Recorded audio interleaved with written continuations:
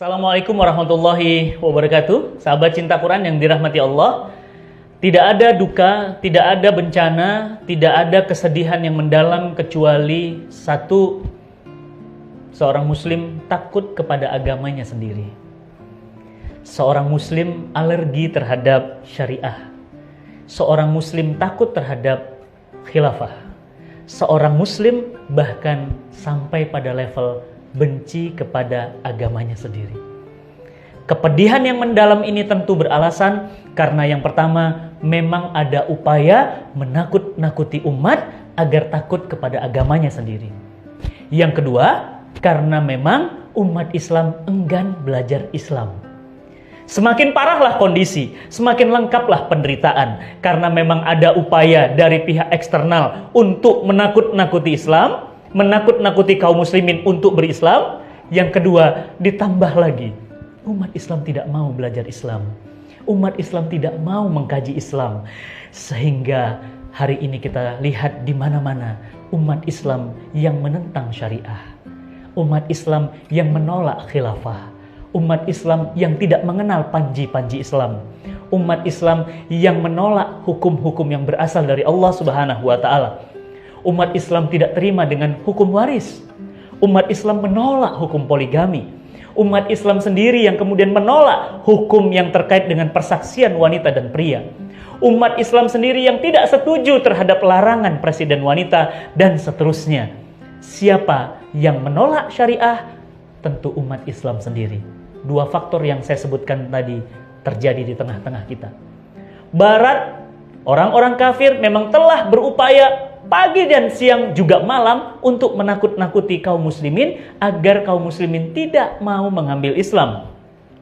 Maka kalau mengambil Islam berarti terjadilah kemunduran. Kalau mengambil Islam ketertinggalan. Kalau mengambil Islam kembali ke zaman batu. Kalau mengambil Islam maka terjadilah kesengsaraan. Ini yang terus dikampanye, ini yang terus diopinikan oleh Barat agar kaum muslimin takut terhadap Islam. Yang kedua, umat Islam rendah kesadaran untuk belajar Islam secara mendalam. Andai saja umat Islam mau belajar Islam, mereka takut dengan syariah. Apa yang mereka takutkan dengan syariah? Bukankah syariah itu adalah aturan yang maha sempurna, dari yang maha sempurna Allah Subhanahu wa Ta'ala untuk mengatur diri kita. Bahkan Allah Subhanahu wa Ta'ala berfirman, "Al-yauma akmaltu lakum dinakum wa atmamtu 'alaikum ni'mati wa raditu lakum Islam Madinah." Hari ini telah aku turunkan Islam sebagai agama yang sempurna untuk kalian, sebagai syariah yang sempurna untuk kalian, dan aku cukupkan nikmat itu, dan aku telah ridhoi Islam menjadi agama kalian. Maka apa yang salah? Mengapa kemudian umat Islam takut terhadap syariah? Mengapa umat Islam takut? Umat Islam fobi terhadap syariah. Mengapa umat Islam adalah pemimpin garda terdepan terhadap penentangan agama untuk agamanya sendiri? Oleh karena itu sahabat cinta Quran yang dirahmati Allah, tentu dua syarat tadi, tentu dua sebab tadi. Yang pertama adanya upaya, yang kedua ditambah enggannya umat Islam belajar Islam. Bayangkan, Islam di Indonesia, 58% umat Islam tidak bisa baca Quran. Ini adalah sebuah fakta, nyata, data bahwa umat Islam tidak mau, enggan untuk belajar Al-Quran yang merupakan sumber hukum syariah yang diturunkan Allah Subhanahu wa Ta'ala untuk kita. Ini merupakan bukti.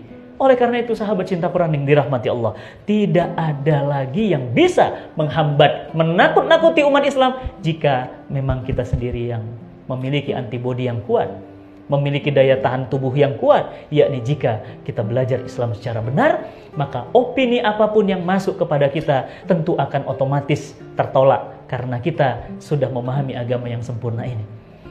Maka sahabat cinta Quran yang dirahmati Allah, tidak pantas seorang mukmin takut terhadap syariahnya sendiri. Sangat tidak lumrah, bahkan tidak bisa dimaklumi seorang muslim bahkan menentang.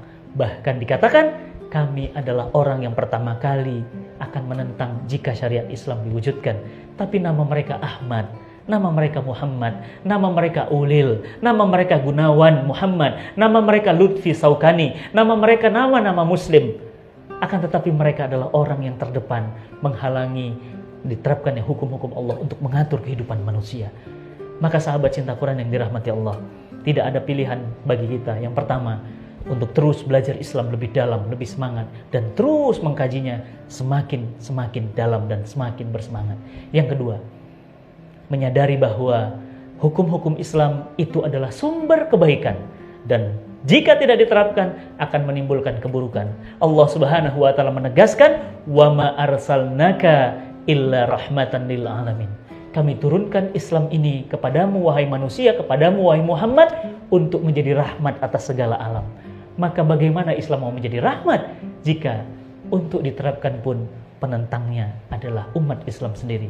Na'udzubillah min zalik. Tentu ini kesedihan yang mendalam bagi saya, kita, dan anak cucu kita nanti tentunya.